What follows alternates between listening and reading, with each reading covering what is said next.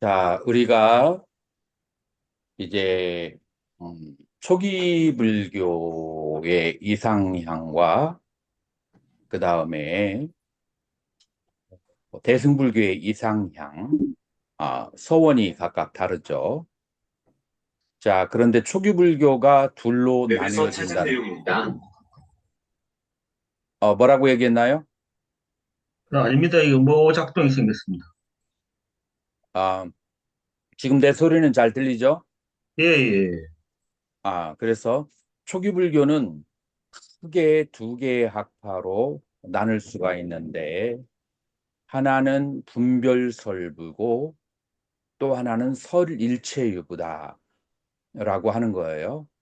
자, 그래서 기원전 3세기까지는 인도에서 분별설부가 가장 그 두드러진 영향력을 미쳤고, 그 다음에 기원전 3세기 이후, 기원 후 2세기, 기원전 2세기부터는 역사 속에 전면적으로 등장하는 것이 설일체유부다.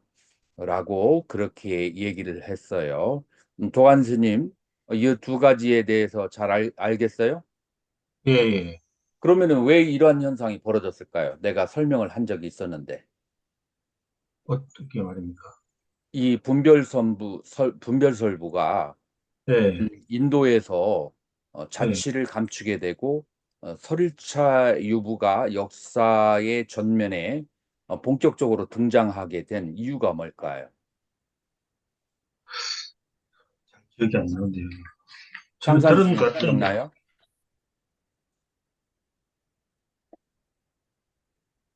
상산 스님 기억나요? 기억 안 납니다, 선생님. 기억이 안 나요? 예, 왜냐하면은 분별설부가 기원전 3세기에 이제 3차 결집을 인도에서 주도를 했었는데 이 3차 결집을 주도할 때 청정한 비구와 청정하지 않은 비구로 도덕적으로 혹은 사상적으로 아쇼카 왕의 도움을 받아서 그걸 분리하는 작업을 하게 돼요. 그리고 나서 그 당시에 그 결집을 주도했던 목갈라나라고 하는 그 스님이 무슨 예언을 하냐면 인도에서 이 청정법은 자취를 감출 것이다.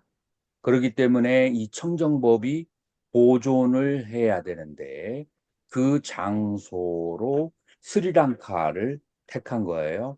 자, 그렇게 해서 아쇼카 왕의 아들이라고도 하고 동생이라고도 하는 마힌다를 출가를 시켜서 거기에다가 법을 그렇게 담아서 그래서 스리랑카로 이 그 분별설부라고 하는 가르침을 전부 다 보내게 되는 거예요. 왜 분별설부라고 하냐면은 분별설부는 비받자 받인이라고 하는데 나는 누구냐라고 했을 때 나는 오온이다. 오온의 합이 나다. 이런 식으로 분별해서 분해해서 대답하는 특징을 가지고 있기 때문에 분별설부라고 그렇게 해요. 설일체유부는 왜 설일체유부라고 했죠? 도관스님 어제 어, 일치, 일체의 법이 예, 과거, 현재, 미래에 항상 항상, 존재한다. 라고 항상. 해서 예. 일체의 과거, 현재, 미래라고 하는 일체의 일체법이 존재한다라고 해서 설일체유부다라고 그렇게 하는 거예요. 자, 그래서 이 두 개의 학파의 이상향이 되는 것은 이제 아라한이 되는 것인데 아라한이 되는데 도관 스님 세간의 세계에 대한 이런 여러 가지 정보가 아란이 되는데 필요할까요? 필요하지 않을까요? 아, 정보가 필요합니다. 아란이 되는데 필요 알아야 되는데 필요가 없는데, 아라는 신청 안 보살행을 왔어. 할 때는 보살령을 하기 위해서. 필요하게 되죠. 자, 음. 그래서 아라한을 목표로 하는 사람들은 이 세간의 지식이라든지 신문이나 뉴스 볼 필요가 없어요. 왜냐하면 그런 것들은 오히려 방해를 줄 수가 있고, 그 다음에 세간의 지식이 언제 필요하냐면은 이것을 중생들을 위하여서 도움을 주기 위한 도구로 세간의 지식이 필요하다라고 그렇게 말할 수가 있어요. 자, 그래서 이제 분별설부에서의 그 설일체부 이상향은 아라한인데 이 아라한은 분별설부에서는 뭐라고 얘기하느냐 하면은 열 가지의 족쇄 상뇨자나를 끌으면은 아라한이에요. 자, 그런데 설일체유부에서는 98가지의 아누사야 잠재적 번뇌를 끊어버려야 된다라고 하는 거예요. 이건 지금 얘기하지 않을 거예요. 혹시 질문을 하면은 설일체유부의 잠재적 번뇌라고 하는 것을 설명을 해드릴게요. 자, 그래서 이제 이 중에서 유신견, 개금치견, 의심의 족쇄를 끊으면은 수다원이다라고 그렇게 얘기를 하는 거죠. 자, 의심은 무엇에 대한 의심인가? 자, 향산 스님, 무엇에 대한 의심이에요? 예, 불법성 산보와 인과에 대한 의식입니다. 자, 인과에 대한 의심이 세 가지로 혹은 두 가지로 나눠질 수 있어요. 어떻게 나눠질 수가 있죠? 과거에 어, 행했던 그 원인이 금생의 과보를 가져다 주는 거, 1번. 금생에 행했던 행위가 내세의 과보를 가져다 주는 것에 대한 2번. 그리고 3번은 뭐가 있냐면은 의도가 신체적 행위를 일으킨다는 그 인과, 요 세 가지가 있어요. 도관스님, 이 세 가지가 이해가 되나요? 예, 예. 자, 스님이 설명을 해봐요. 그 세 가지가 뭐예요?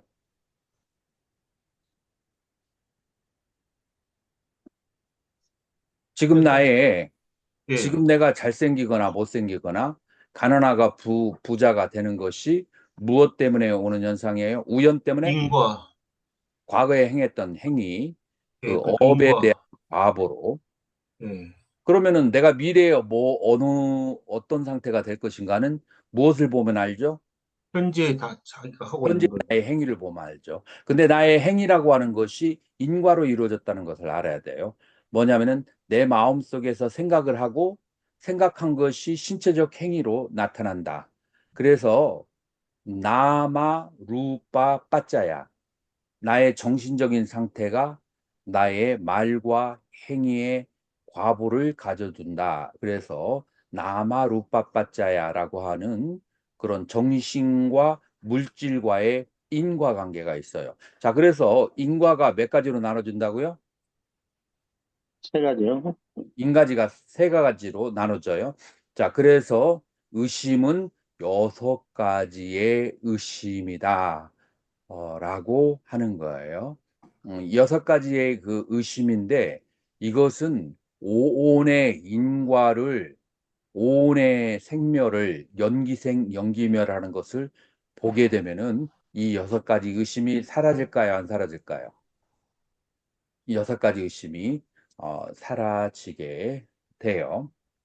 그 다음에 이제 두 번째로는 신라 산스크리트 브라타 파라마사, 신라는 계고, 브라타는 금기사항이에요.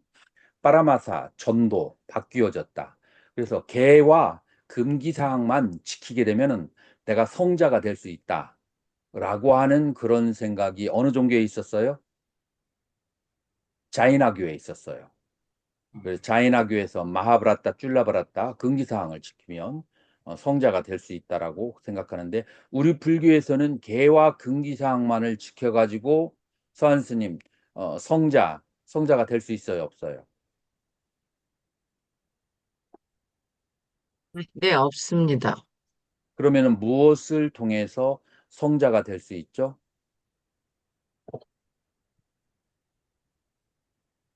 인과나 불의의 공성에 가장 대한 자학이 중요한 있어야 거 되겠죠. 인과, 오온무화, 우와. 유신견을 네. 깨뜨려야 되죠. 그 유신견이 사라지지 않으면 나라는 것이 실체하지 않는다라는 것을 자성이 없다라는 것을 알지 못하면 성자의 반열에 들어가지 못하죠. 그래서 세 번째 가장 중요한 것이 삿가야 뒷띠예요. 이건 산디 때문에 삿케이가 됐지만 원래로는 T예요. 그래서 요게 뒷띠라고 하는 것은 견해인데 삿 플러스 까야. 그래서 이 까야 오온의 삿 실체가 있다라고 하는 그런 견해예요. 그러니까 실체라고 하는 것은 아뜨마, 지바 이런 참나를 말하는 거죠. 그러한 견해에 그런 견해가 사라지고 다만 오온이 인과로 주고받는 그런 상황만 있을 뿐이지 프로세스만 있을 뿐이지 그 오온 안팎 어디에도 나라고 하는 것이 없다라고 하는 것을 깨닫게 되면은 오온무화가 되죠. 그래서 이 세 가지를 가지게 되면 이 아, 세 가지를 실천하게 되면 그러면은 무어가 된다고요? 수다원. 수다원이 되는 거예요. 자, 그러면은 수다원 향이 있고 수다원 과가 있어요. 자, 광덕스님, 예, 수다원 향과 수다원 과에 어떤 차이점이 있을까요? 수다원 향은 수다원 과로 나아가는 길이고 수다원 과는 결과입니다. 그거는 그냥 보통 사람이 논리적으로 생각하면 다 알 수가 있는데, 그래도, 수다원 향과 가에 어떤 차이점이 있다고 볼 수가 있을까요?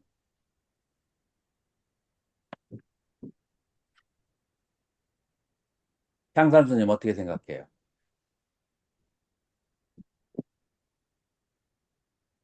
수다원 향은 수다원을 향해서 금방 말씀하신 그 유신경과 의심과 개인기전에 대해서 그 노력을 하는 자고요. 반은 그 어차피 노력의 결과로 알고 있습니다. 음, 자, 그래서, 여기서 구체적으로 설명해 칠판 보이나요? 노트 보이죠? 예, 예, 자, 수다원 향은 첫 번째, 사성제를 이해하고, 그 다음에 사성제를 통찰, 그런 이제 요 과정이 있는 것이 수다원 향이다라고 말할 수가 있어요. 사성제를 이해하고 통찰해야 돼요.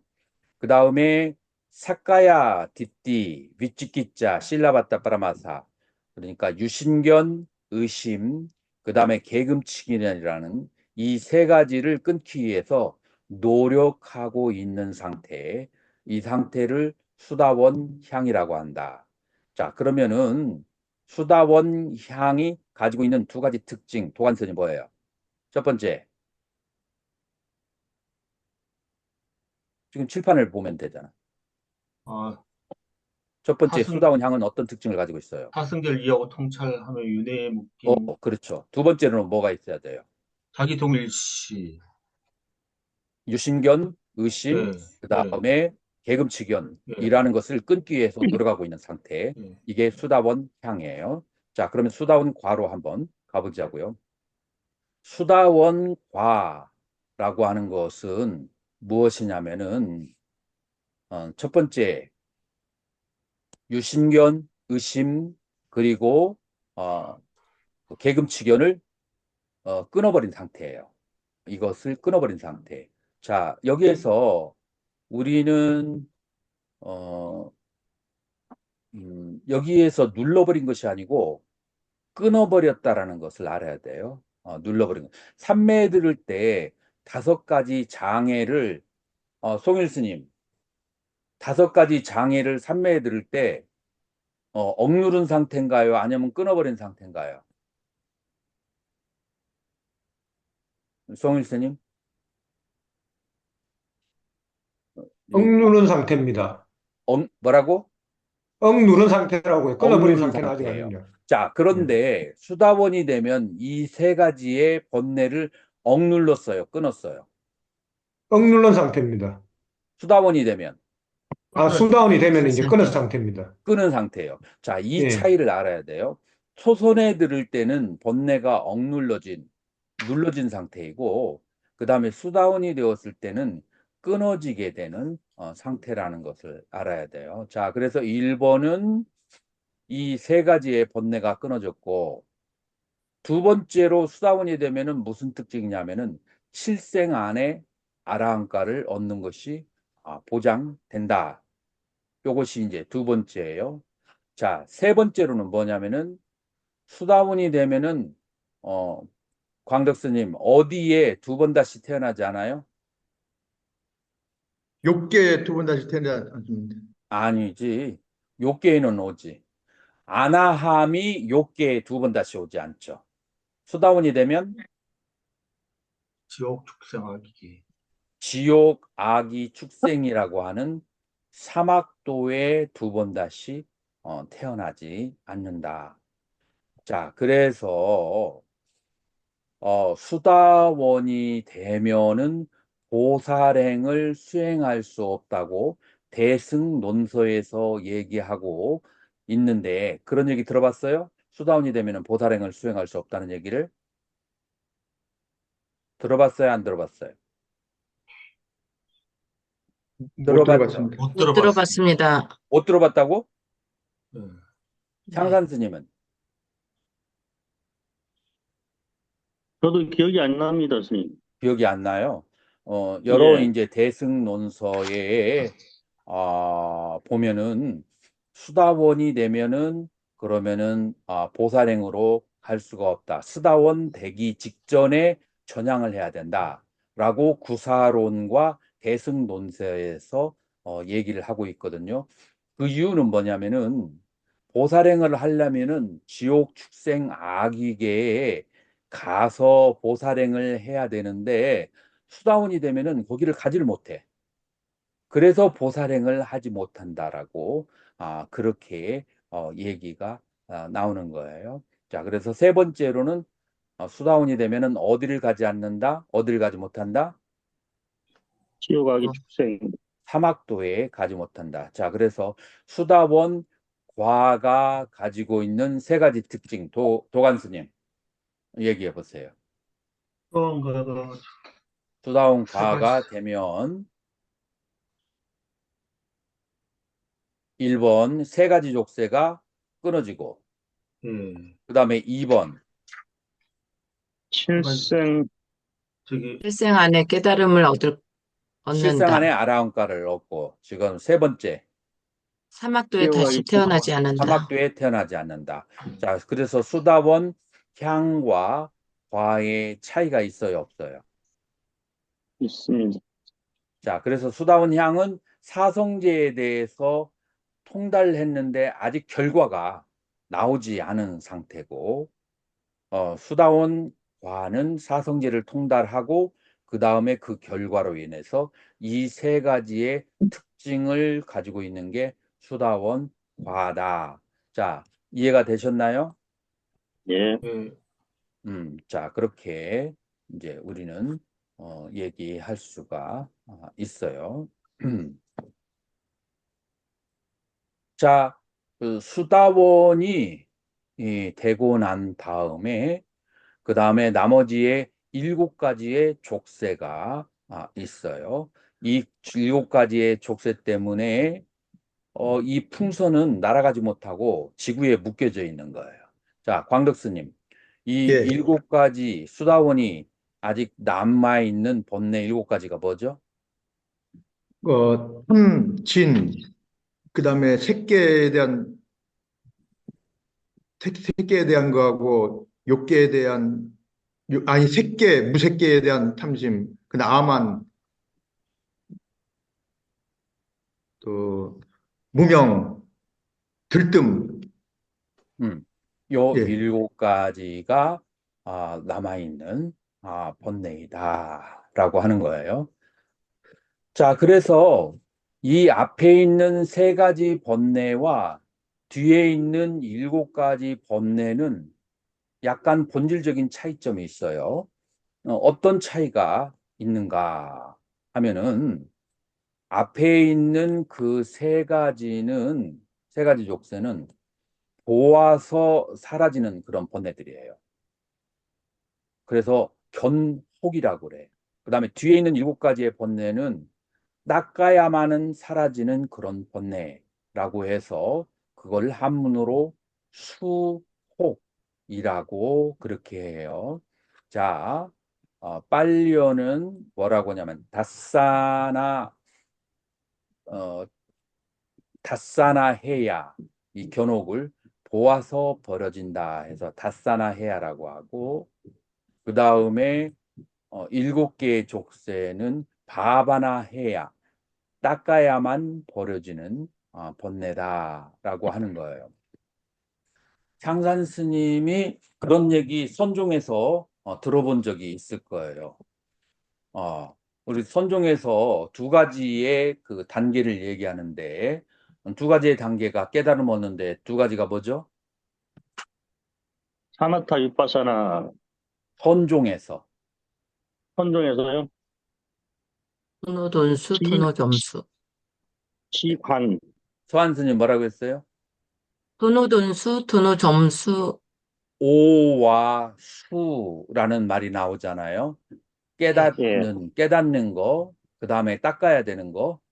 지금 예. 머리가 좀 좋은 사람은 여기에 있는 말하고 연결시킬 수 있을까요? 없을까요? 견도는 오고요. 변도는 수도는 오고, 그 다음에 수업은 수도는 수에 해당하는 거예요. 그래서 선종에서 깨닫는다는 것은 오온무와 오온개공을 깨닫는다는 것이고요.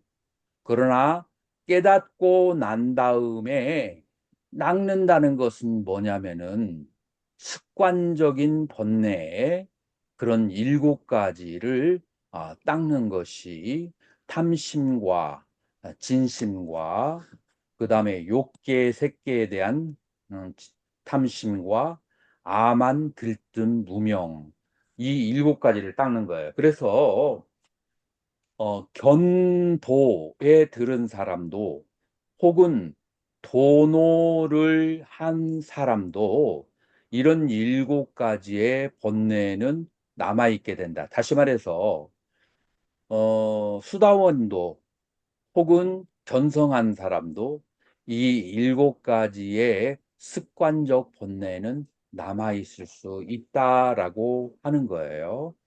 자, 그러면 보고 나서 깨닫고 나서 닦는다라고 하는 것을 선종형으로 뭐라고 하죠?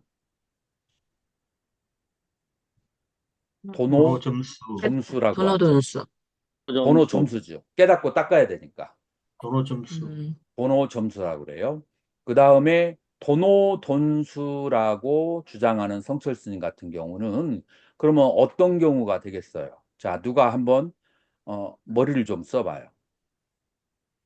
도노도 돈수가 되려면 어떻게 되겠어요? 도노돈수는 술을 먼저 닦고 도노가 됐을 때 도노돈수로 알고 그렇죠. 있습니다. 먼저 7가지의 그런 그 번뇌, 7가지의 그 번뇌가 무슨 번뇌냐면은 수혹이라고 그렇게 얘기하죠. 그래서 이 수혹을 먼저 닦고 그러고 난 다음에 나중에 오온무아를 깨닫게 되면은 그걸 선종해용으로 뭐라고 한다고요? 도노점수. 어. 도노 점수라고 한다고? 돈수. 도노 돈수. 닦을 것을 돈수. 다 닦아서 깨달았으니까 더 이상 닦을 것이 있어요, 없어요, 도관씨? 없습니다. 없어요. 그러면 도노 점수예요, 도노 돈수예요? 도로 돈수. 그거를 도노 돈수라고 하는 거예요. 자, 부처님 당시에는 도노 돈수 하는 사람이 많았겠어요? 도노 점수가 많겠어요? 돈수. 왜 이것도 안 도노 돼. 돈수가 더 많죠? 부처님 당시에는? 예비행. 선정 수행을 많이 다 했기 때문에 그렇지. 인도 불교를 한마디로 인도 종교를 뭐라고 하냐면 수정주의자라고 그래요. 수정주의라고 하는 것은 닦을 숫자, 선정 정자예요. 선정을 닦는 것을 지향하는 종교가 인도의 힌두교, 인도의 종교란 말이에요. 그래서 선정을 닦을 것을 다 닦았는데 오온무아를 깨닫지 못해서 부처님에게 와서 오온무아를 깨닫고 나서 바로 아라한과를 얻는 거예요. 그리고 선정을 닦는 것은 이거는 불교가 있는 것이 아니라 불교에만 있는 게 아니라 보편적인 거예요. 자, 그러기 때문에 부처님 당시에는 도노돈수를 하는 사람이 많다라고 그렇게 말할 수가 있어요.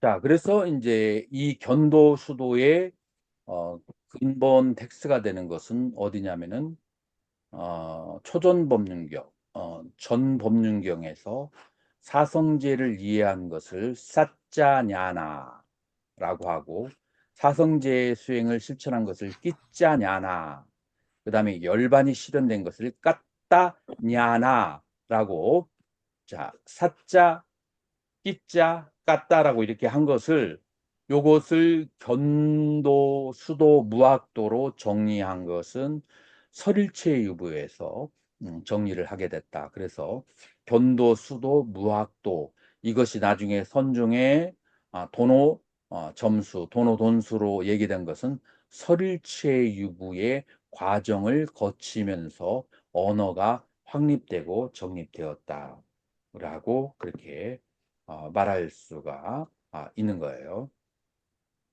자, 그러면은 우리가 37조도품의 수행으로 바로 들어가도록 하겠어요. 왜 37조도품을 닦느냐 하면은 팔정도를 세분화해서 나눈 것을 37조도품이다 라고 그렇게 말할 수가 있어요. 자, 도관스님, 이 예. 37조도품을 여기 한번 읽어보세요. 사념처, 사정근, 사여의조, 오근, 오력, 칠각지, 팔정도. 자, 그래서 이제 우리는 사념처, 사정근, 사여의조, 오근, 오력, 칠각지, 팔정도 이 7가지의 수행을 37조도품이고 이것이 팔정도를 도와주는 그런 수행법이다. 자, 그래서 우리는 초기 불교의 수행을 팔정도와 37조도품으로 요약해서 얘기할 수가 있어요. 자, 어떻게 해서 37조도품이 팔정도 안에 들어가는가? 도관스님이 한번 읽어보세요. 37조도품은 모두 팔정도 안에 배제할 수 있다. 사정근은 정정진의 다른 이름이고, 사념처는 정념을 수행하는 구체적 방법론이다. 칠각지는 사념처를 수행하여 깨달음 얻는 7가지 단계, 사여의족은 정정을 성취하는 방법론이다. 오공과 오력은 팔정도의 수행을 바르게 잘하는지 모자라거나 지나침이 있는지를 관찰하는 시스템이다. 자, 그래서 이 7가지가 어떻게 들어가냐면 사정근은 팔정도의 정진에 들어가고 그 다음에 사념처는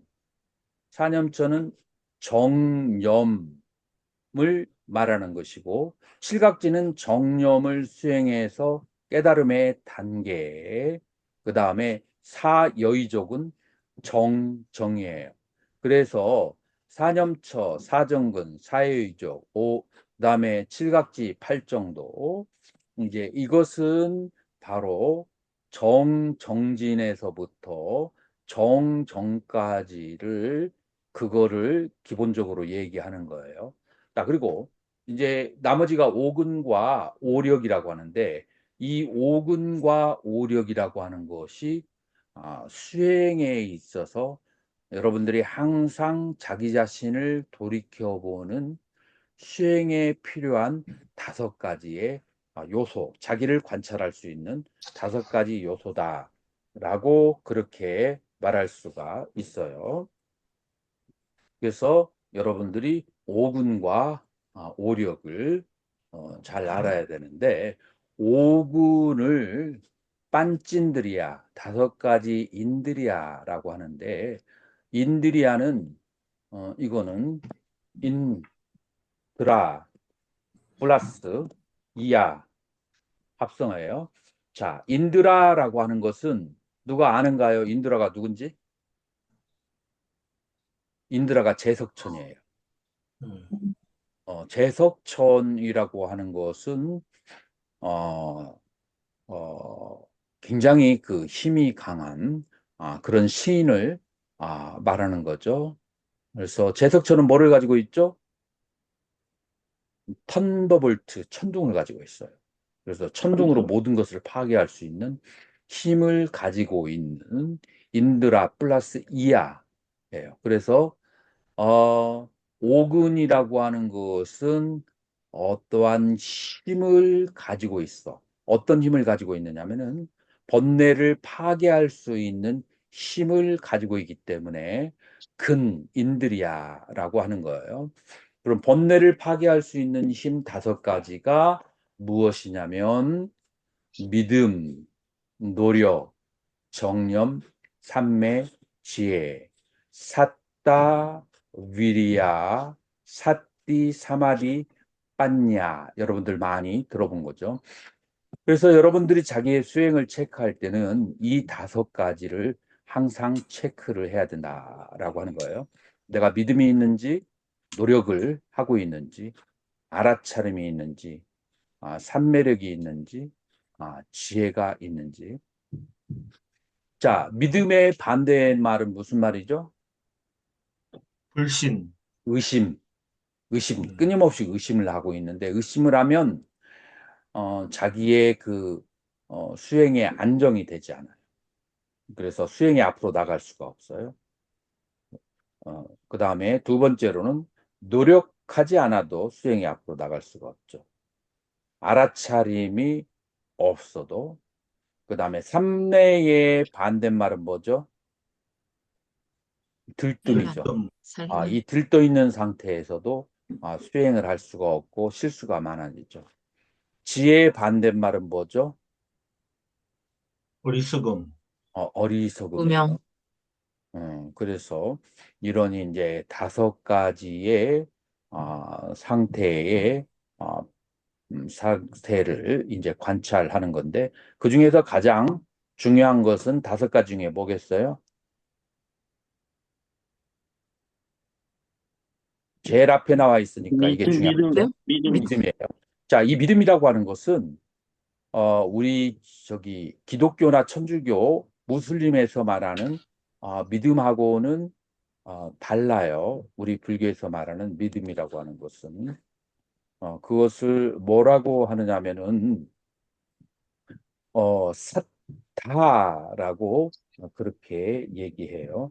사타라고 하는데 이걸 영어로는 뭐라고 하냐면은 confidence라고 그렇게 번역해요. 다시 말해서 여기에서 말하는 사타는 신뢰예요. 신뢰하고 믿음은 다른 것이다. 신뢰라고 하는 것은 어떤 대상에 대해서 잘 알기 때문에 그 아는 대상에 대해서 믿음을 가지고 있는 것이 신뢰라고 하는 거예요.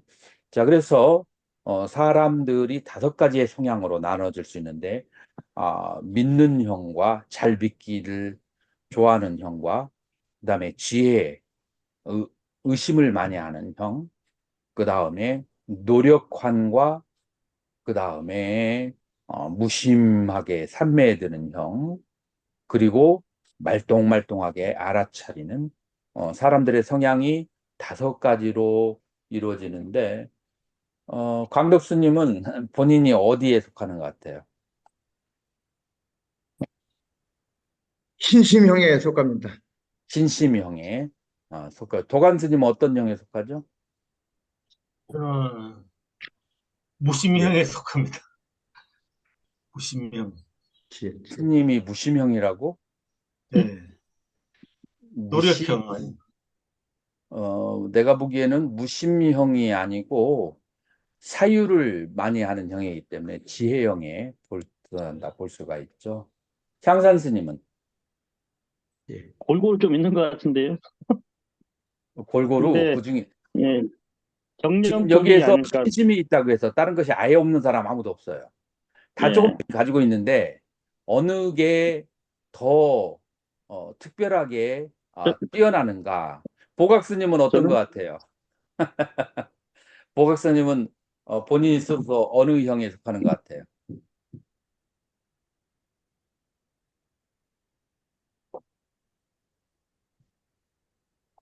모르겠습니다.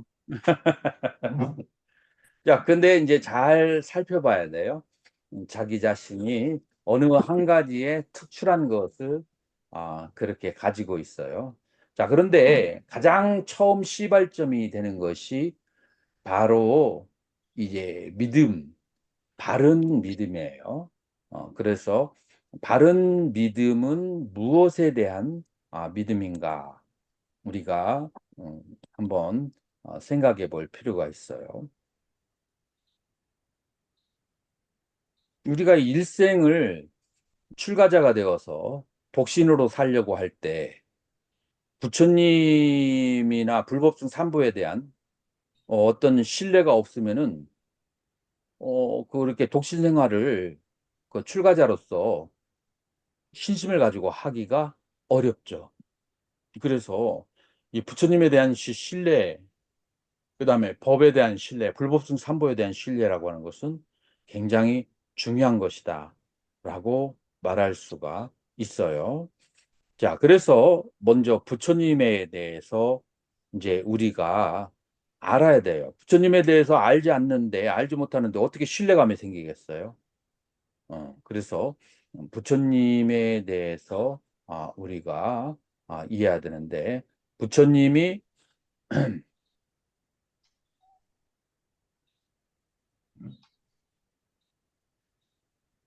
우리가 무해해도에서는 이런 6가지의 능력을 가지고 있다라고 얘기하죠. 첫 번째, 이 중생에게 어, 신정진, 염정해 이 5군 중에 어느 것이 뛰어나는지를 그거를 아는 그런 신통지가 있다. 이게 이제 첫 번째 능력이에요. 그 다음에 두 번째로는 사람마다 이 숨겨져 있는 잠재된 본뇌가 있거든요. 그 잠재된 본뇌를 알 수 있는 능력을 가지고 있고, 신통령 중에서 가장 어려운 물과 불이 동시에 일어나는 그 쌍신변을 가지고 있고, 그 다음에 네 번째로는 삼계 모든 중생에게 연민심을 발휘하는 그런 이제 연민심의 신통지가 있고, 그 다음에 일체종지, 일체 그 모든 사물을 마음을 기울이면 알 수 있는 지혜가 있고, 그 다음에 장애가 없는 신통지, 이렇게 6가지가 있어요. 자, 이것이 광덕스님 대승경전에 나와 있어요? 아니면 초기경전에 나와 있어요? 이 대승에 나와 무해해도는 있습니다. 예? 어디에 나와 있다고? 대, 대, 참, 자, 여기에서 모르겠습니다. 잘. 무해해도라고 했어요. 이 무해해도는 어느 경전이냐면은 초기불교 경전을 니까야 나눌 때 경전을 오부니까야로 나누기도 하거든요. 그래서 장부, 중부, 상응부, 그 다음에 증일부, 그 다음에 다섯 번째를 소부라고 하는데, 소부니까야에 15개의 경전이 있는데 그 중에 하나가 도관스님 뭐라고요? 뭐, 네, 무예, 무예해도. 네, 무예해도는 무예해도. 15가지의 소부 경전 중에 하나다. 자, 그러니까 광덕스님 이게 어디에 나와 있는 거예요?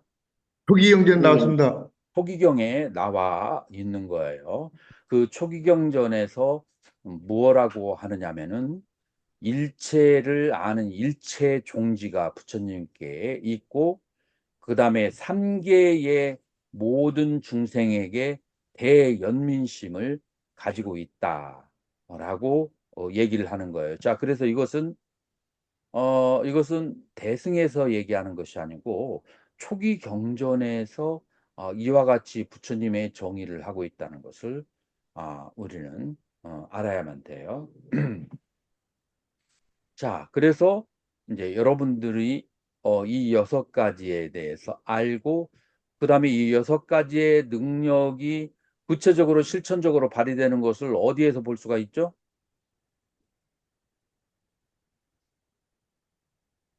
서한스님, 어디에서 이 6가지 능력이 발현되는 것을 우리는 볼 수가 있어요? 구체적인 그 사건, 인시던트를 어디에서 볼 수 있죠? 광덕수님. 십지에 대승. 이 모든 능력이 발휘되는 것을 사부니까야, 오부니까야에서 볼 수 있지. 음, 그래서 경전을 많이 읽어야 이런 사건들이 발생하는 것을 한 번, 10번, 20번 보면서 부처님에 대한 신뢰가 생기는 거예요. 그래서 부처님에 대한 신뢰가 굉장히 중요한 거예요. 부처님이 누군지도 몰라. 누군지도 모르는데 믿습니다 하면은 그건 뭐라 그래요? 도관스님. 맹신이라고 하죠. 맹신, 맹신이라고, 그렇게, 광신, 광신이 되는 거죠. 그래서 부처님에 대해서 우리가 알아야 돼요. 자, 부처님에게는 또한 10가지의 덕이 있어요.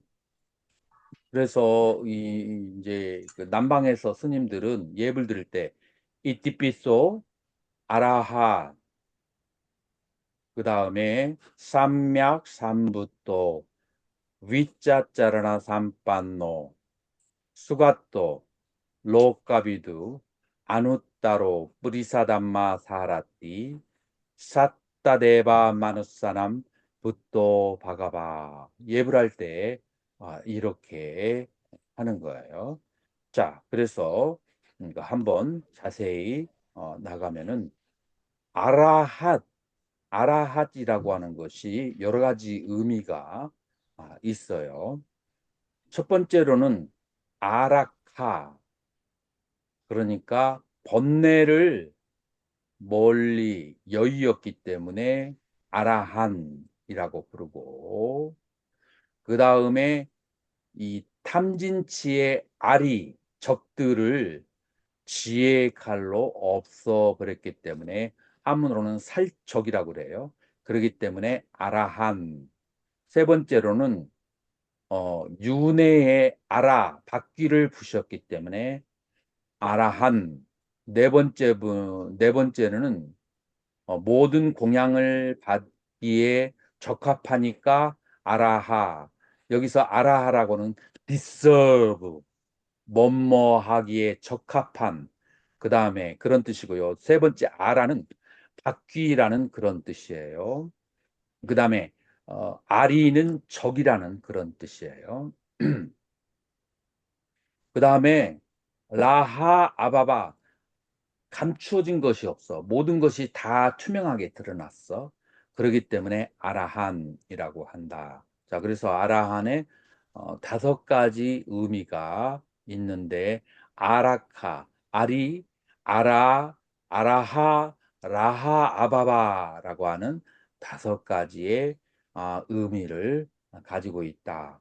자, 이런 것들을 상세하게 생각을 하면서 남방에서는 부처님이 이러한 능력이 있다는 것을 염상을 하는 거예요. 그러면서 부처님에게 대한 신심을 더욱 돋고 나가는 거죠.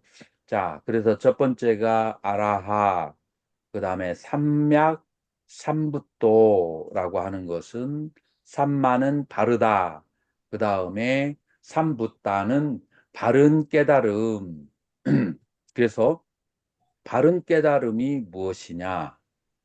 고통을 알고 고통에 일어나는 원인을 알며 그 다음에 고통을 어떤 방법을 통해서 해결해 주실 수 있는 분, 이 네 가지를 알기 때문에 바른 깨달음을 얻은 분이다. 여기서 깨달음이라고 하는 것은 고통을 소멸시키는 능력을 깨달음이다라고 그렇게 얘기하는 거죠. 세 번째로는 위짜짜라나 삼빤노. 어떤 사람은 알기만 아는데 실천력이 없는 사람이 있고, 어떤 사람은 실천력은 있는데 알미 부족한 사람들이 있어요. 그래서 알은 위자가 되고, 그다음에 짜라나는 행이 되는 거예요.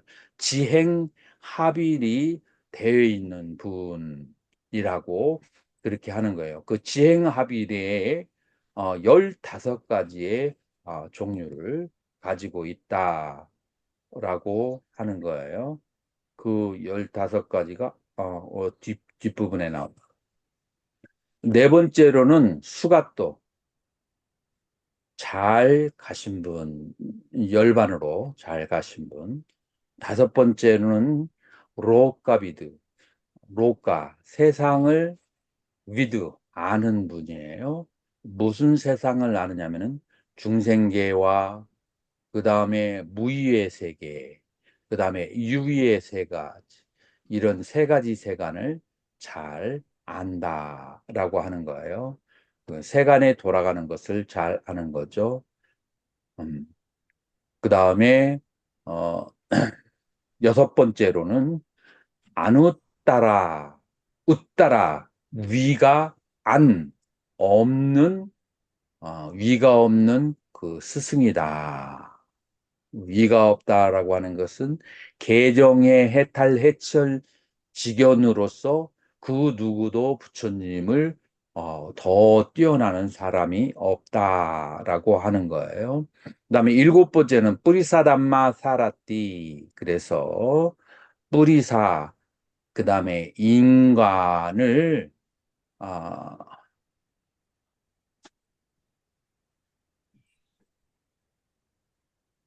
남아 인간을 컨트롤하고 살았디, 잘 제어하는, 그래서 인간과 천인 축생들을 잘 가르치시는 그런 분이에요. 그 다음에 여덟 번째는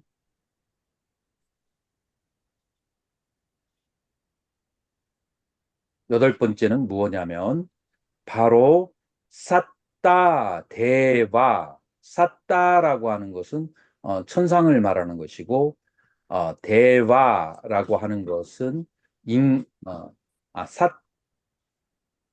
삿다가 스승이고 대와가 천상, 마누사가 인간이에요. 그래서 천상과 인간의 스승이라는 그런 뜻이죠. 천상과 인간의 스승이고, 그 다음에 아홉 번째로는 붓도, 깨달은 분이고, 바가바 열 번째, 세간에서 가장 존귀한 분. 자, 이렇게 해서 10가지의 능력을 갖췄다라고 그렇게 말할 수가 있어요.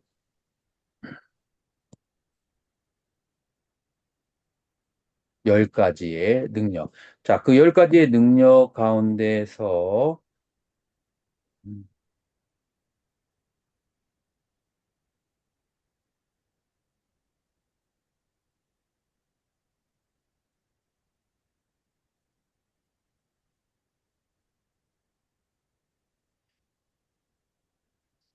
10가지의 능력 가운데서 우리가 세 번째 명행족 할 때 15가지를 뭐라고 하는가?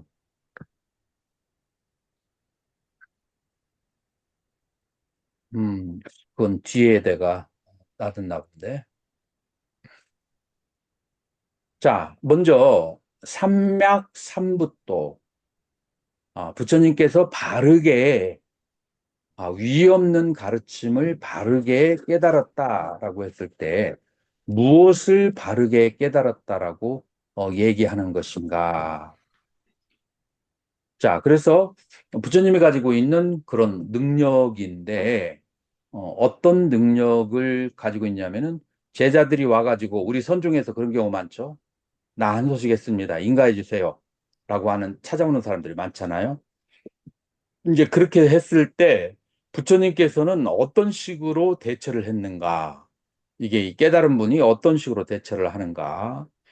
그러면은 테스트를 4가지로 하시는 거예요. 깨달았다고 하는 사람이. 자, 따라 보아로 일상생활에 4가지를 테스트를 하는 건데, 첫 번째, 듣다, 보고, 듣고, 느끼고, 아는 것에 탐심과 진심이 일어나는지 그거를 체크하신다. 자, 무엇에 대해서 체크를 하신다? 보고 듣고 느끼거나 아는 것에 대해서 탐심과 진심이 일어나는지를 체크를 하고 보고 듣고 느끼고 아는 것에 대해서 탐심과 진심이 일어나고 본인의 견해하고 반대가 되었을 때 열을 내고 화를 내고 막 그냥 쌈신지를 돋구면서 다투고 싸우는 것은 어떻게 돼요? 그런 사람은 깨달은 사람이 이제 아니죠. 이제 견도는 성취했을지 몰라도 아라한과는 얻은 것이 아니죠. 두 번째로 이 바르게 깨달은 분은 무엇이 어떤 상태가 됐냐면은 오온에 대한 집착이 사라졌다. 그 다음에 잠재적 본래가 사라진다. 이것이 이제 부처님의 상태예요. 자, 세 번째로는 색성양 미촉법이라고 하는 그 6가지에 대해서 나와 내 것에 대한 생각이 사라진 것이다.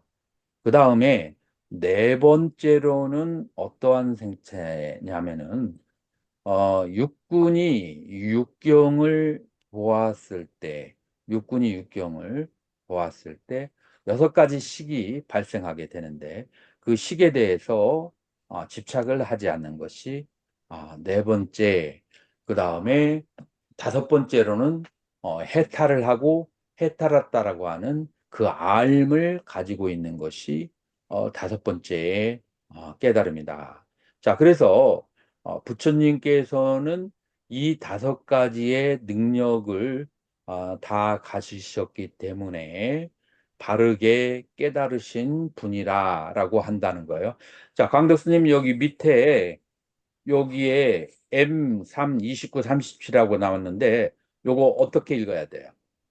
맞지만 니까야 나야 3권 음, 29장 에서 37. 27절. 자, 29에서 37. 자, 이것이 바로 출처가 거기에서 구체적으로 볼 수가 있다라고 얘기하는 거예요.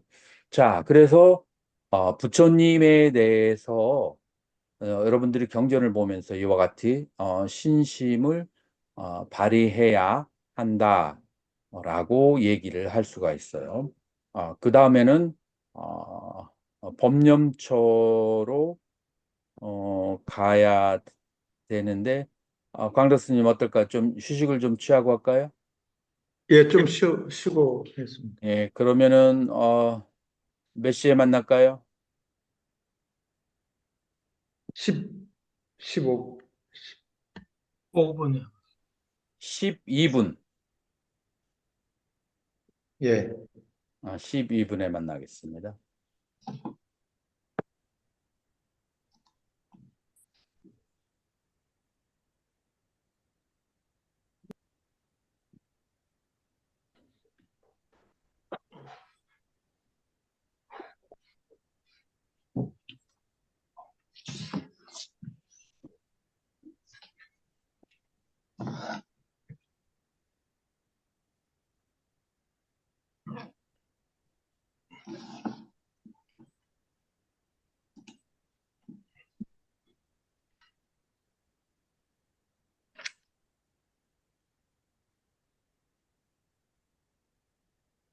광덕스님, 예. 출가의 생활이라고 하는 것은 일반적으로 사람들이 사는 길을 따르는 걸까요? 아니면은 그거를 반대로 가는 걸까요? 역행하는 겁니다. 자, 역행을 하려면은 그러면 굉장히 강한 그 신념이 있어야 되거든요. 보통 사람이 사는 길을 반대로 가려면은 보통 사람들은 결혼을 해서 사는 삶을, 근데 우리는 그렇지가 않죠. 이제 보통 사람들은 오락을 즐기는 삶인데 그렇지가 않아요. 그러면은 그 반대의 길을 가려고 하는데 뭐가 있어야 될까요? 강한 위리와 고행이 있어야겠습니다. 고행은 부처님께서 별로 그렇게 추천하지 않은 건데, 도관 스님은 뭐가 있어야 될 것 같아요? 하나님에 대한 인과의 믿음과 어떤 그리고 깨달음을 향한 그 끝없는 노력이 필요합니다. 일단은 제일 첫 번째로 우리가 필요한 것은 뭐냐면은 오용락의 삶보다는 선정의 삶이 더 훨씬 더 고급지고 더 행복한 삶이라는 것을 알아야 되고, 선종의 삶보다는 어, 지혜로서 이 세상에 다시 태어나지 않는 것이 그것이 뛰어나다라는 것을 알아야 되죠. 그렇기 때문에 그런 것은 상당히 뭐라고 할까, 서원과 관련돼 있다라고 말할 수가 있어요. 지금 현재 도관 스님이 봤을 때 세계의 그 경제와 세계의 정치 상황은 비관적일까요? 낙관적일까요? 그렇게 바람직하게 흘러가고 있는 것 같지는 않습니다. 전쟁이 자꾸 그렇죠. 많아지고 분쟁 자, 이 지역이 문제를 많아지고 완전히 해결하려면 어떤 방법이 있을까요? 문제를 완전히 해결하면 사람들이 다 달라져야죠. 근데 가능할까요? 안 할까요? 뭐 그렇게 이 상황에서는 지금 불가능하죠. 완전 어떤 그 그러면은 이 사람들을, 그런 그 성향을 가지고 태어난 사람들을 다 바꾼다는 것은 너무나 힘들어요. 그러면 스님이 문제 없는 곳으로, 문제 없어지려면 어떻게 하면 되죠? 한번 크게 한번 혼나야죠. 인류가 환경 그게 문제라든지 혼나도 전쟁이 인류는 그 한번 길을 3차 걸어가게 돼 대전이 있어요. 일어나든지 해갖고 향산 스님은 어떻게 핵전쟁이 생각해요? 어떻게 하면 여기에서 벗어나는 방법이 있어요? 관심을 안 가지면 안 될까요? 그냥 나에게 영향을 주는데 왜 관심을 안 가져? 자, 이렇게 생각해 보세요. 지금 이러한 문제가 생긴 것은 내가 어디에 태어났기 때문에 오는 현상이에요. 요 게임. 이 지구의 플래닛에 태어났기 때문에 그렇잖아.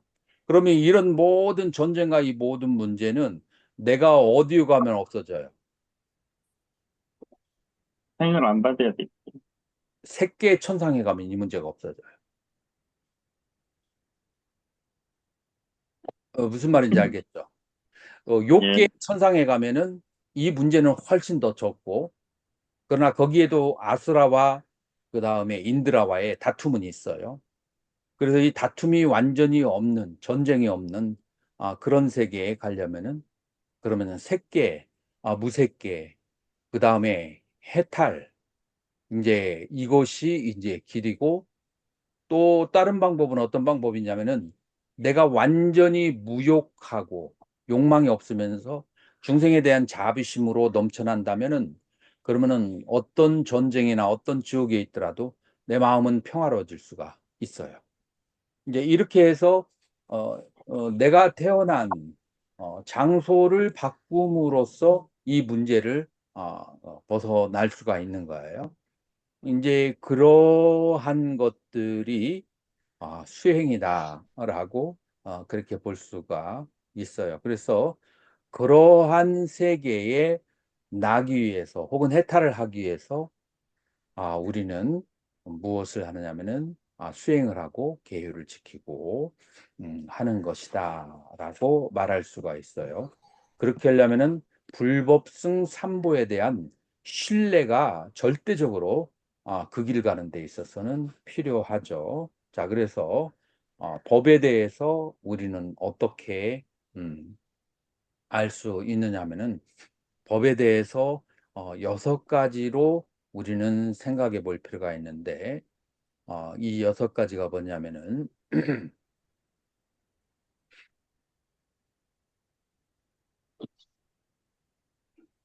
첫 번째 스와카토, 스와카토라고 하는 거예요.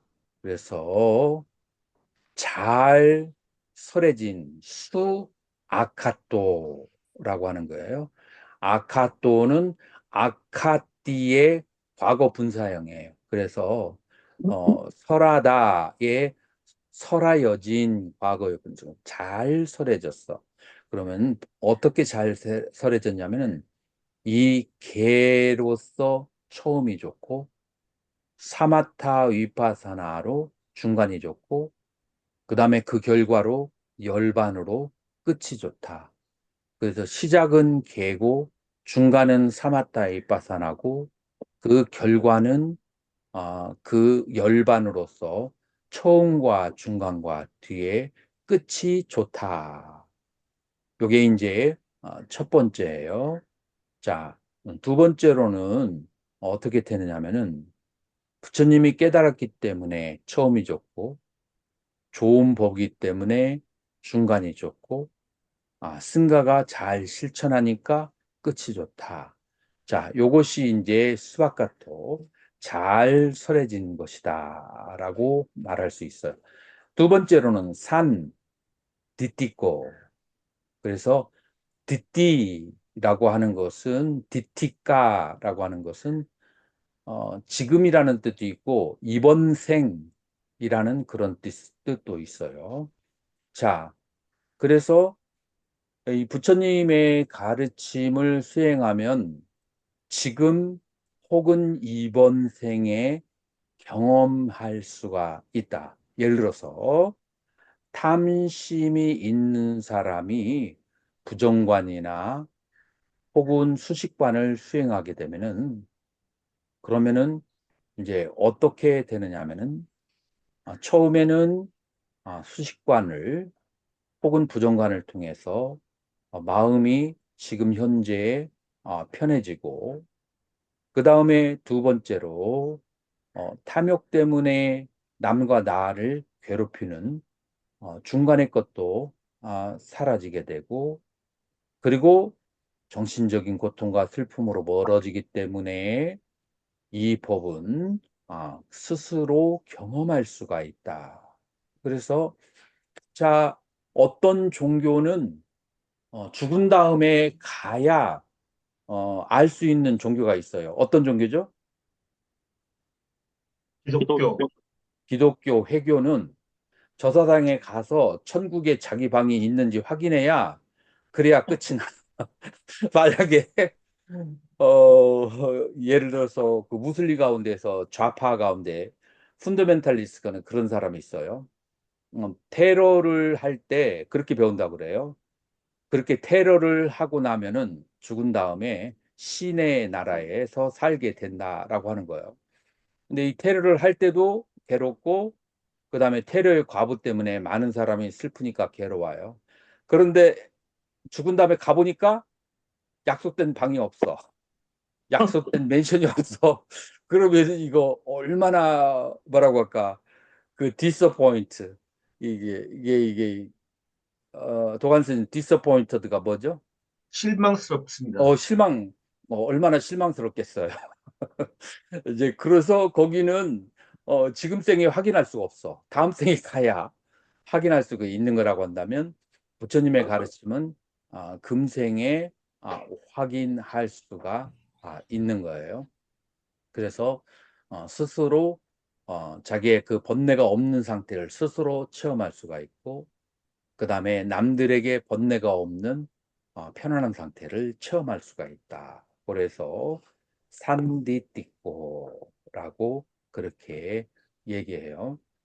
세 번째로는 보통 세간에서는 결과가 오는데 시간차가 많이 있어요. 그 이제 천상회 같은 경우도 지금은 알 수가 없어요. 천상에 가봐야 아는 거죠. 이제 그런데 지금 이 불법에 있는 가르침은 해탈법을 내가 살아있는 동안에 체험할 수 있어요.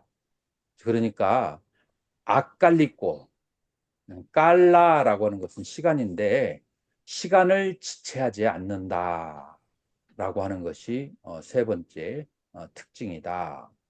그 다음에 이 7세간의 해탈이라고 하는 것은 누구나에게 보여줄 수 있는 것이에요. 이제 그래서 에이육바 식고 이리 와서 보라 라고 말할 수 있는 것이고, 네 번째로 그 다음에 다섯 번째로 이 그 부처님의 가르침이라고 하는 것은 사막도에서 인간으로, 인간에서 천상으로, 천상에서 색계와 무색계요, 색계와 무색계에서 열반의 세계로 이렇게 차근차근 인도할 수 있으니까 바로 앱바나 있고 우회로 하나하나 향상시켜서 인도할 수 있는 것이 바로 부처님의 가르침의 다섯 번째 특징이고, 여섯 번째로는 빠짜땀 베디따포 빈유이, 지혜로운 자에 의해서 체험해질 수 있는 것, 이것이 여섯 번째라고 그렇게 할 수가 있는 거예요. 이런 이제 여섯 가지의 특징이 있는 법. 그래서 이 법에 대해서 귀하고 의지하는 마음을 낸다. 그리고 귀하고 의지하는 마음을 내었을 때 마음에 기쁨이 온다. 이것이 법에 대한 그런 이제 념이다라고 할 수가 있어요. 자, 세 번째로 아까 그 저쪽에서 빠졌던 위자짜라나 삼반노, 위자 그러니까 명과 짜라나 행위 삼반노, 부족한 명행족이라고 하죠. 그래서 승가라고 하는 것은 지와 행을 부족하는 것이 승가라고 그렇게 말할 수가 있어요. 자, 도관 스님, 예. 승가는 복수형일까요? 단수형일까요? 개인을 상가라고 할 수 있을까요? 없을까요? 상관 할 수 없습니다. 그러면은 몇 명이나 돼야 상가라고 할 수 있죠? 최소한 그 뭐냐, 그 제가자하고 스님은 있어야죠. 아니죠. 상가라고 하는 것이 아, 그런 승가가, 뜻이 아니에요. 승가라는 거는 스님이 여러 분 계셔야죠. 상가라고 하는 것은 예, 무엇이냐면은 단순한 모임이라는 뜻이에요. 예. 인도어로도 산스크리트도 그냥 그룹이 모여 있을 때 상가라고 그래. 그래서 이 상가라는 말은 자이나에서도 상가라고 하고 그 다음에 힌두에서도 상가라고 그래. 그래서 몇 상가 명, 자체의 특별한 뜻을 가지고 있지 않아요. 자, 그러면은 우리가 말하는 상가는 뭐냐면은 사바카 상가 혹은 시라바카 상가를 말하는 거예요. 이 시라바카가 뭐냐면은 hearing, 듣는다라는 뜻이에요. 그래서 부처님의 가르침을 들은 사람들의 모임을 시라바카 상가라고 하는 거예요. 지금 우리 스님들을 얘기하는 것은 그럼 무슨 상가겠어요? 광덕 스님. 성문상가. 사업가 상가. 성문상가라고 얘기해요. 그런데 이 성문상가라고 얘기할 때 좀 갈등이 있을 거예요. 향산스님. 그래요, 안 그래요? 예, 뭐 부처님 당시 친히 못 들었지만 경전을 통해서 또 이렇게 듣고 있으니까요. 왜냐면은 이 성문상가는 대승에서 낮춰서 부르는 이름으로 했는데 우리가 우리 자신을 성문상가라고 하면은 뭔가 앞뒤가 좀 안 맞는 것 같죠. 자, 그러면서 뒤에서 나온 얘기는 그만두고 우리가 생각하는 그 상가는 시라바카 상가, 성문 상가가 맞는 거예요. 근데 이 성문 상가들은 이제 어디까지가 성문 상가냐? 이제 이렇게 말할 수가 있어요. 처음에 원래의 의미는 부처님의 가르침을 친히 들은 사람들, 이제 그런 사람들을 시라바카 그래서 얘기할 수가 있어요. 예를 들어서 아그라 시라바카 하면은 최고의 그 시라바카거든요. 그래서 사리불과 목련은 최고의 그 성문이고, 그 다음에 가섭 등 8대 제자들은 마하 시라바카, 그 대의 성문. 그래서 최고의 성문, 대성문 이름이 달라요. 자, 지금 여기에서 가섭하고 사리불 목련하고 누가 더 높은 위치에 두어졌죠? 광덕스님. 사립을 뭐, 사리불 목련은 아그라, 아주 최고의 그런 성문이고, 가섭 등의 나머지 8대 제자들은 마하시라바카, 위대한 그냥 성문이에요. 그래서 아그라가 마하보다는 조금 더 높은 말이에요. 그래서 부처님 당시에 그런 차별이 약간 있었어요. 이런 식으로 이름이 지어졌어요. 자, 그래서 우리가 생각하는 그 스님들의 모임은 시라바카 상가예요. 이제 그래서 그냥 우리가 상가 얘기할 때는 제가자의 상가도 될 수 있고, 그 다음에 뭐 청신사, 청신녀 뭐 이런 것도 앞에다가 우바이 상가, 우바세 상가라고 이름을 넣어야 돼요. 그냥 상가 자체에 그런 뜻을 가지고 있잖아요. 상가는 그냥 모임이란 뜻이야. 그래서 이 상가가 우리 승려들을 지칭할 때는 시라바카 상가라고 한다. 성문승이라고 얘기한다. 이제 그렇게 얘기한다라고 하는 것을 이해할 필요가 있어요. 자, 그러면은 승려의 개개인을 부를 때는 뭐라고 부를까요, 도관 스님? 개개인을 부를 때요. 음, 그냥, 아까 그 스님들의 모임을 얘기할 때는 상가라고 했는데, 스님들을 개인적으로 부를 때는 뭐라고 불러요? 그냥 수행자죠. 개개인. 비구, 그거는 이제 반테. 스님께서 부를 때고, 네. 나이 어린 스님이 높은 스님에게 부를 때는 반때, 반테. 대덕이시여, 존자시여, 혼자.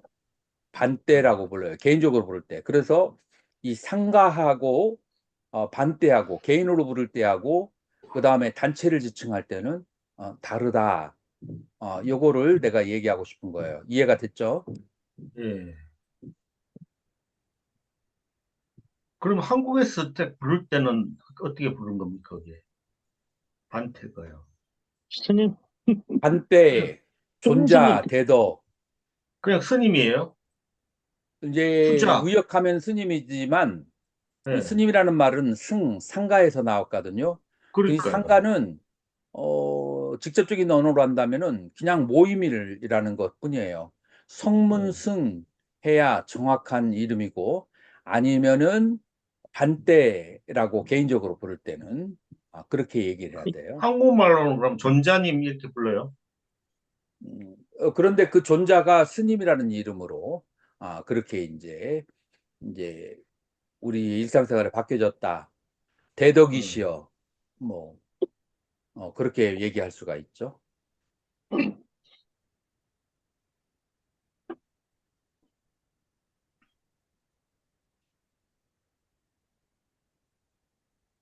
자, 그러면은 이 성문 상가는 계를 받으면은 누구나 다 상가가 될까요? 안 될까요? 광교수님.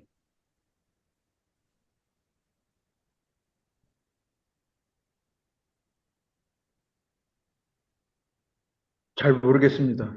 잘 모르겠다고. 향산 스님은 부처님의 가르침을 실천해야 되니까는요. 여기서는 음, 수다원 이상 얘기하는 거 아닐까요? 방해의 의미로는 출가자를 다 얘기하지만 그러나 누누이 그 부처님께서 얘기하는 것은 아리아 상가를 참된 승가라고 얘기해요.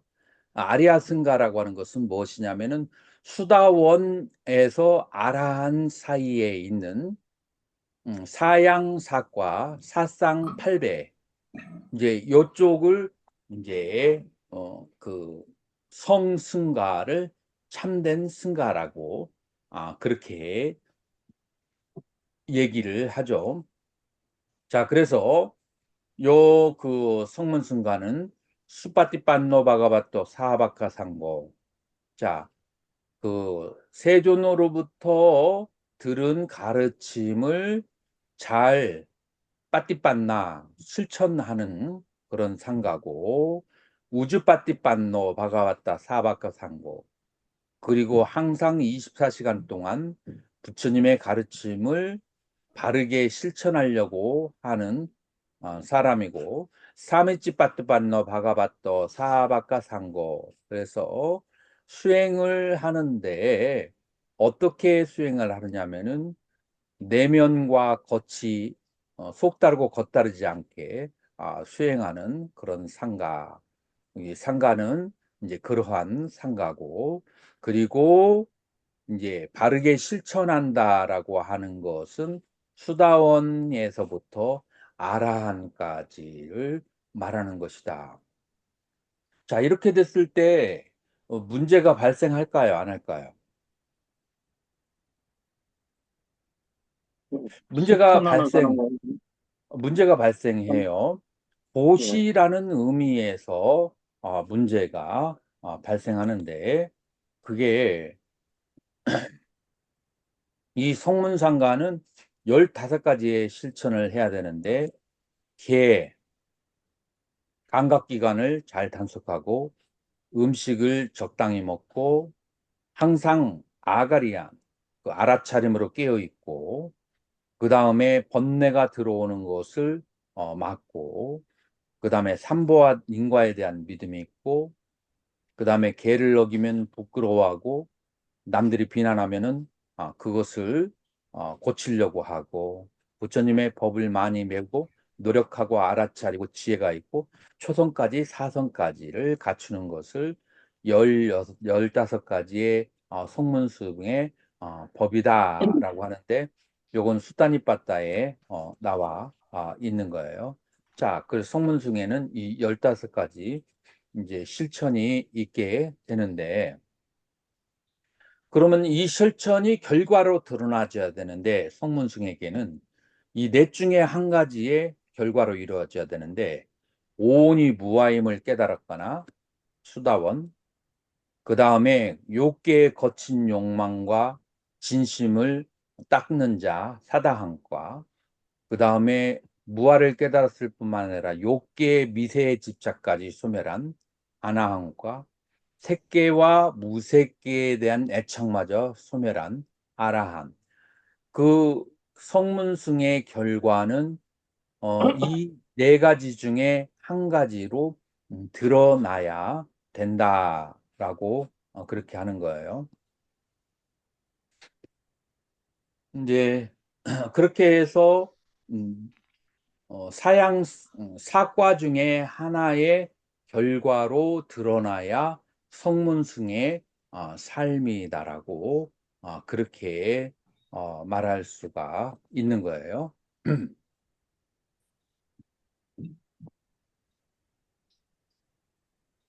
자, 여기에서 이제 그러기 때문에 이런 사과 중에 하나를 얻었기 때문에, 그렇기 때문에 이 성문상가는 뭐하기에 deserve to be, 뭐하기에 충족하느냐면은 에사바가바떠 사바카 상고, 이 그 성문상가는 마땅히 공양받을 수 있는 그런 존재이고, 아후네요, 빠후네요. 대접받을 만하고, 그 다음에 다키네요.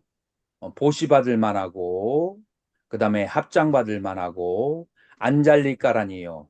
안잘리, 합장받을 만하고, 그 다음에 아누따라 뿐냐겠담 로까서. 위 없는, 아누따로, 위 없는 뿐냐, 공덕의 해탐, 밭. 세상의 공덕의 밭이에요. 자, 그래서 이 상가는 어떠한 사람들이냐면, 대접받을 만하고 보지받을 만하고 공격을 받을 만하고 세상의 복받이에요. 자, 이러한 세상의 복받인 이유가 광덕스님 왜 이 세상이 복받이 되는 거죠? 출가자는 누구나 이런 복받이 될까요? 대접받을 만하고 아닙니다. 도가를 성취해야 됩니다. 그래서 사과 중에 하나를 성취했기 때문에 이러한 공경을 받을 만하다라고 얘기할 수 있는 거예요. 그러면은 사양사가 중에 하나를 얻지 못한 사람에게 있어서 이러한 공양을 받으면 어떻게 될까요? 바보가 있죠. 바보가 빚을 갚아야 됩니다. 뭐라고요? 다음 생에 태어나서 뭐가 돼서 갚아요? 소가 돼서 갚아야 됩니다. 소와 말이 돼서 갚아야 되는 거예요. 그렇기 때문에 향과 사양사과를 얻지 못한 사람은 어떻게 해야 돼요? 노력해야 됩니다. 이 출가자의 삶이 끝나기 전에 사양사과 중에 하나를 얻기 위해서 애를 써서 노력해야 되고, 그 다음에 이 사람이 보살행을 수행하는 사람이라면 어떤 노력을 해야 될까요? 보살도를 닦아야지. 보살도를 닦아서 최소한 어, 보살향 사면의 위치에는 이루어야 된다라고 그렇게 말할 수가 있어요. 자, 그러기 때문에 지금 내가 이런 부분을 강조하는 것이 중요할까요? 중요하지 않을까요? 중요합니다. 중요합니다. 예. 왜냐하면은 출가를 했기 때문에 무조건 당연히 보시받는 것이라고 그렇게 생각을 한 사람들이 있을 수가 있어요. 배움이 없어서. 근데 그것이 아니고 도와 가를 이룬 사람에게 그런 공양이 주어졌을 때 복받이 되고 공덕이 되는. 그러니까 많은 승려들이 나에게 보시라면은 복받이 되고 공덕이 된다라고 생각을 할 거 아니에요. 그런데 사실은 내가 도와 가를 이루지 못했다면은 나에게 보시를 하면은 복받이 되는 것이 아니고 오히려 적이가 될 수가 있고, 그리고 나는 그것 때문에 소와 말이 되어야 되는 그런 적이가 올 수 있다라는 것을 분명히 알려준다는 것은 굉장히 중요한 거죠. 그렇게 됐을 때 우리는 더 열심히 도를 닦고 수행을 할 수가 있고, 그리고 도화가를 이루지 못한 사람은 내가 가급적이면 적게 받아서 많이 받지 않으려고 하면서 열심히 살려고 노력을 하거나, 도화가를 얻지 못했으면은 남에게 보시를 하고 남에게 공덕을 베푸면서라도 살려고 하는 그런 명료한 자세가, 지금 여기에 대한 정확한 개념이 있을 때 그런 현상들이 벌어질 수가 있는 거겠죠.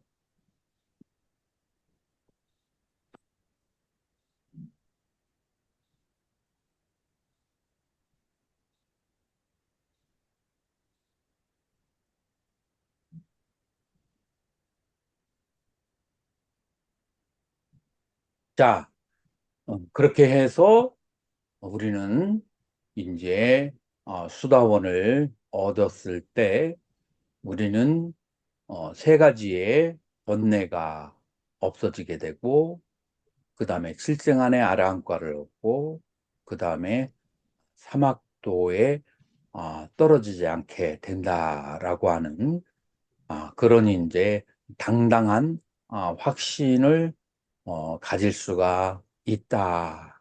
라고 말할 수가 있는 거예요.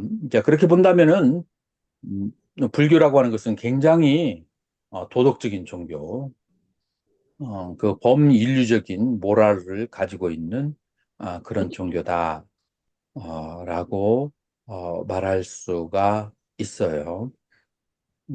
그러나 이제 다른 종교하고 다 다른 것은 뭐냐면은, 다른 종교에서는 네가 내 말을 안 들으면은 내가 이렇게 벌을 줄 거야.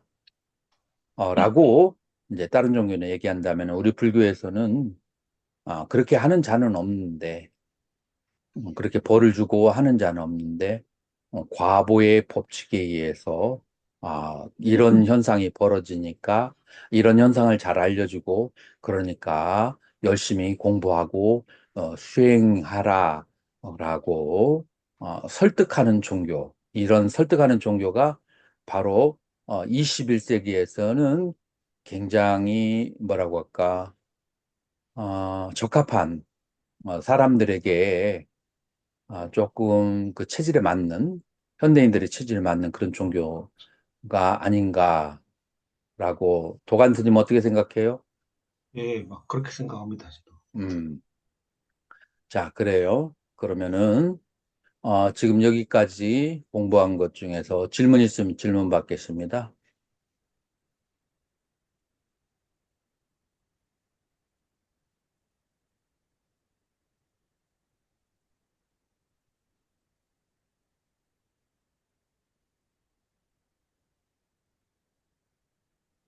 질문 없어요? 그 보살이요, 음, 육, 육도 만행을 해서 지옥아기 축생 수라 천상까지 해서 보살도를 닦는데, 뭐 직접 막 지옥색이고 축생기로 태어나서 어떤 그 제도를 하는 겁니까? 이제 그 이제 우리가 자타가가 500여 개의 스토리가 있잖아요. 그런데 축생 세계에 태어나서 그런 축생들을 다스리는 거, 그런 것들은 굉장히 많이 나와 있죠. 자타가의 지옥이나 아기에 태어난 것은 내가 잘 못 봤는데 축생 세계에 태어나는 것은 많이 봤어요. 음, 축생들을 이제 이렇게 바른 길로 제도한다. 이제 그런 것들이 많이 있죠. 전생담에 같은 보면. 축생의 수준에서 뭐 먹이를 양보한다든가 뭐 어디 물어다가 저 양지 바른 곳에 끌고 간다든가 뭐 그런. 어, 이 전생담에서는 그런 것이 나와 있죠. 예. 자기의 몸이나 팔다리나 그런 것을 희생해서 그래서 다른 많은 생명들을 살리는 그런 이제 그 보살의 장면이 많이 나와 있죠.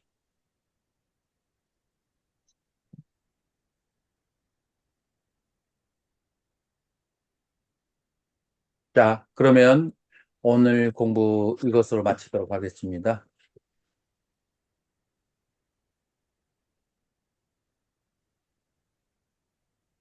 상경공덕 수문 무령 무령 득승모 예. 원지